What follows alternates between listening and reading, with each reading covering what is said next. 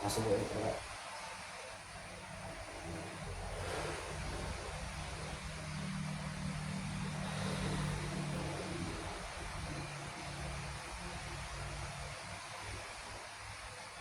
Di sini saya dari dia, saya Muhammad Abdullah, saya dari PAI. Kalau boleh tahu nama bapak saya? Mustaan. Kalau ini Pak, ini kan ada 10 pertanyaan Pak. Pertanyaan yang pertama ini, nilai Islam ini apa yang diterapkan oleh pihak sekolah kepada siswa dalam pembelajaran dan bagaimana cara Bapak mengatasi itu? Tadi pertanyaan. Nilai Islami apa yang diterapkan oleh pihak sekolah kepada sekolah untuk siswa dalam pembelajaran dan bagaimana cara mengatasi? Jadi nilai Islam itu, kalau pihak sekolah dari madrasah Nurul Islam itu, jadi kita nerapkan itu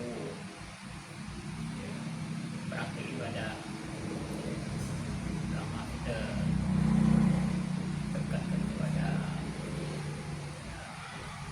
sholatnya di madrasah satu ini, sholat zuhur itu dan asar itu memang kita anjurkan, wajibkan anak itu sholatnya berjamaah.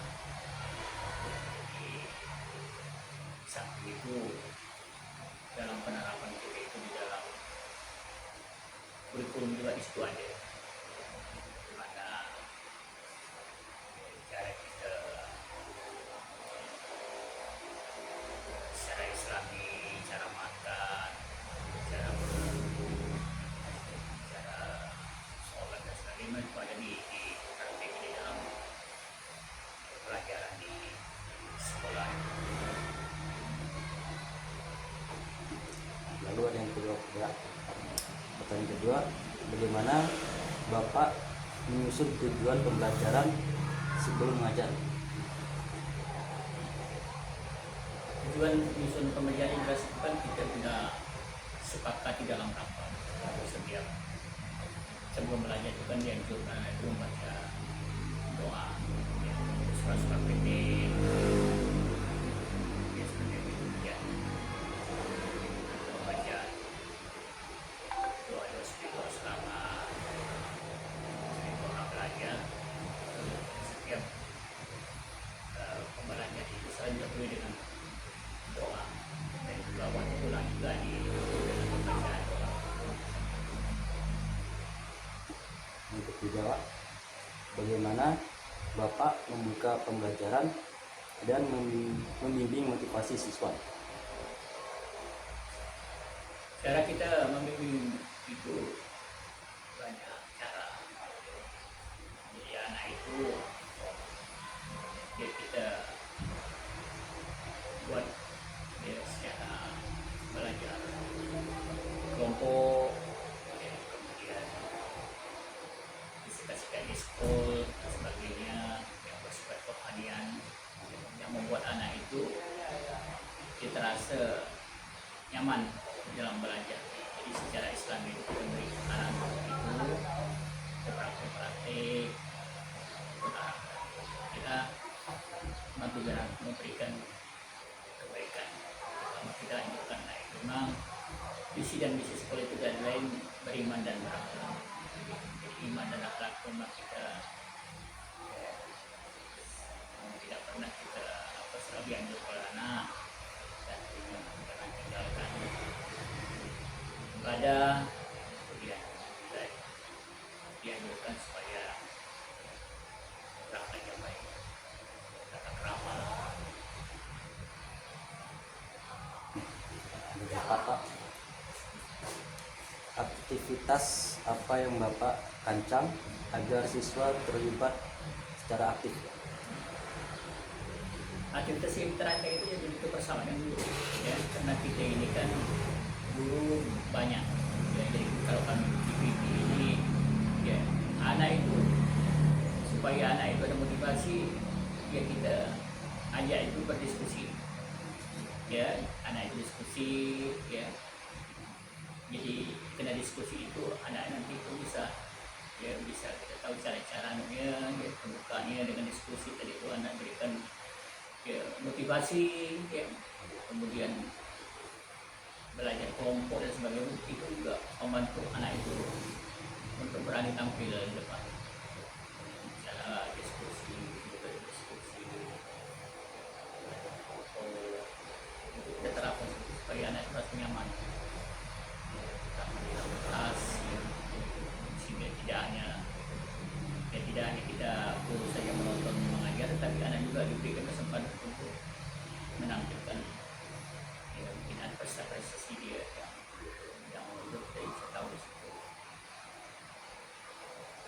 Cuma bagaimana Bapak melakukan penilaian formatif di tengah pembelajaran?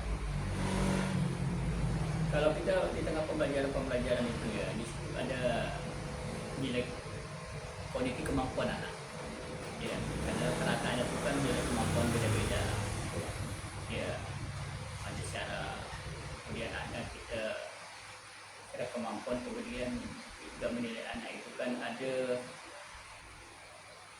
anak itu kalau secara akademis itu kurang, tapi kalau di kemampuan di dalam istilahnya di dalam diskusi berbicara minggu ke depan itu juga kelebihan, jadi kita bisa tahu nanti, ya jadi kita arahkan anak-anak itu supaya nanti yang mana anak itu punya kelebihan kemampuan dan sebagainya itu, jadi kita nanti dengan tampilnya anak itu diskusi bisa tahu kita, ya, ya kemampuan anak dan sebagainya kita bisa beri motivasi Diskusi. Yang pertama, apa langkah yang Bapak lakukan jika ada siswa yang belum menyampaikan KKM? Nah, kalau KKM itu kan artinya itu artinya kalau di KKM itu kan nilai yang sudah capai, ya. Ya kalau di PP itu di MDS ini di KKM itu 25, ya.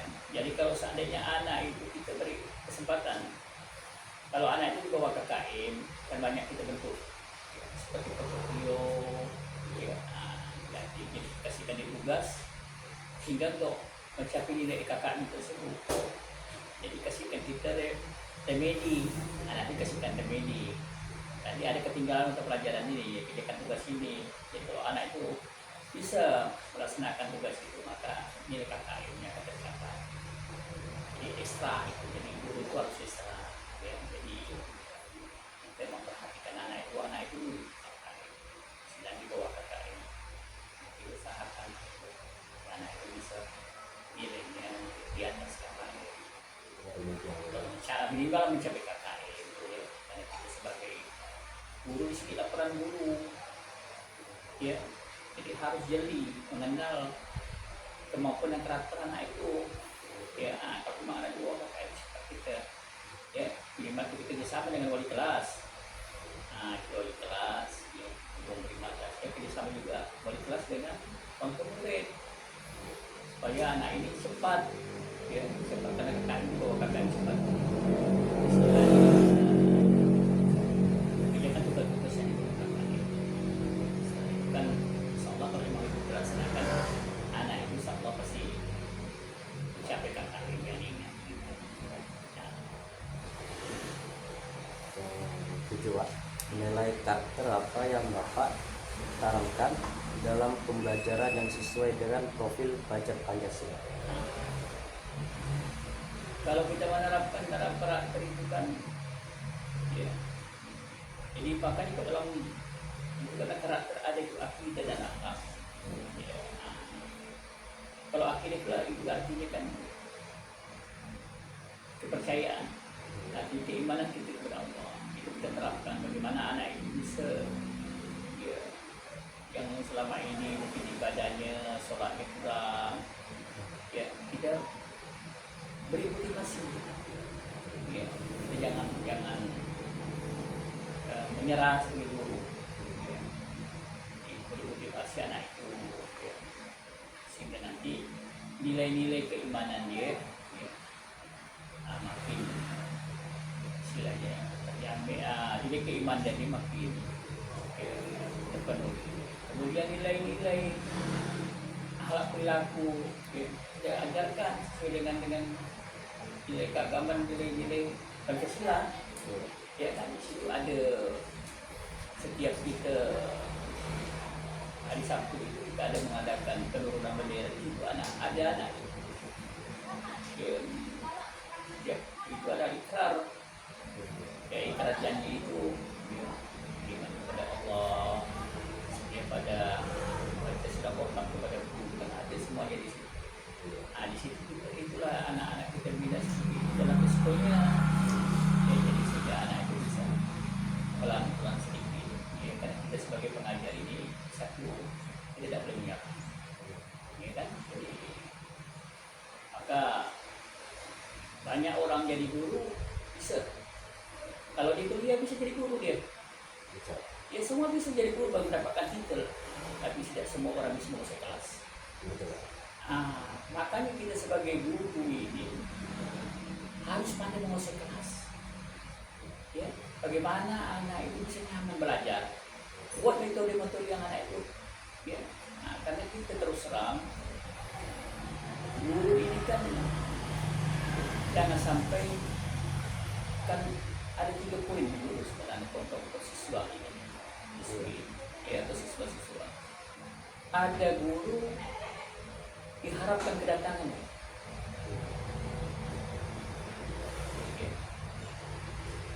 Artinya guru itu pada waktu dia tidak hadir mengajar, siswa itu bertanya, mana guru saya tidak hadir? Karena siswa itu merasa nyaman. Betul, guru saya di mengajar, mendekati siswanya. Kemudian ada guru diharapkan dan tidak diharapkan siswanya. Artinya kalau dia datang ya siswa anggap aja. Kalau dia tidak datang pun tidak apa. Ini yang kita takutkan. Ya. Yang ketiga, ada guru tidak harap, tidak sekali diharapkan kedatangan. Siswa itu senang kalau guru tidak datang. Guru saya tidak datang, kemudian, oh alhamdulillah guru saya tidak datang. Kenapa? Karena cara metodenya mengajar. Ya. Maka kita mengajar itu buat siswa itu senang. Ya. Jadi buat siswa itu senang, tidak ada rasa takut, rasa nyaman. Di balik itu, ya tentu nilai-nilai, ya nilai-nilai kesopanan tentu harus ada. Ya. Bukan berarti itu berani tapi tidak sopan. Tapi berani bertanya tapi harus sopan. Kita ajarkan. Tanggapannya apa tantangan terbesar Bapak yang sering dihadapi dalam pembelajaran? Kalau tantangan kita ini kadang-kadang kok dalam mengajar itu ada beberapa siswa itu yang kadang-kadang kalau kita mengajar itu kan siswa itu kadang-kadang tidur, dia lemah tidur, kan? Yang kedua ada kadang-kadang siswa itu kita mengajar itu kan kita perhatikan dia ribut, ribut ya.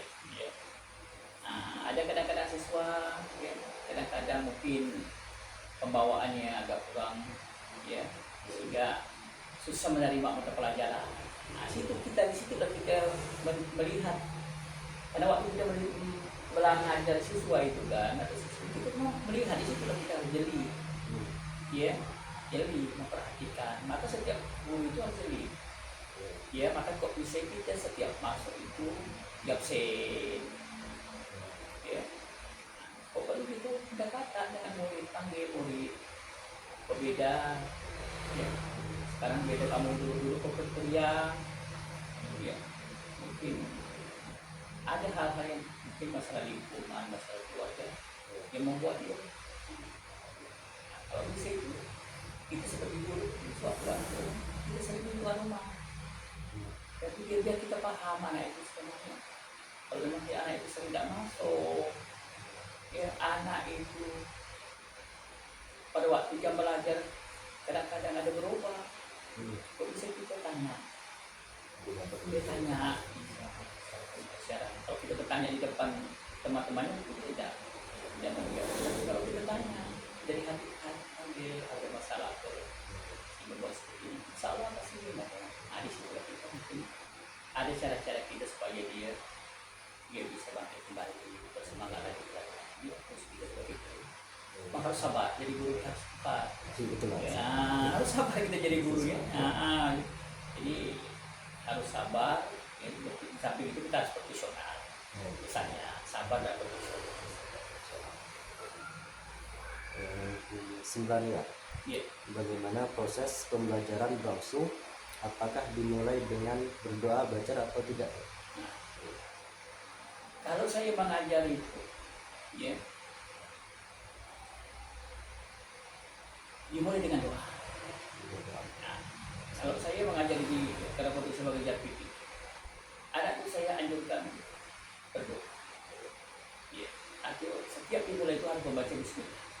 Ya, sebelum kita mulai, mari kita sama-sama baca basmalah Bismillahirrahmanirrahim. Walaupun sudah berdoa, doa yang panjang, tapi waktu saya masih sudah mempelajari.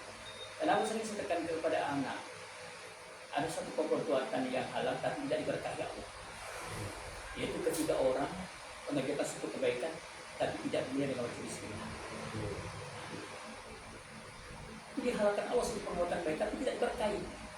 Maka saya kasih doa anak-anak, kamu pilih yang mana anak? Saya mau pilih halal tapi diberkahi Allah. Mulailah dengan baca basmalah Bismillahirrahmanirrahim. Maka kalau saya itu menganjurkan anak itu dia lupa daripada doa.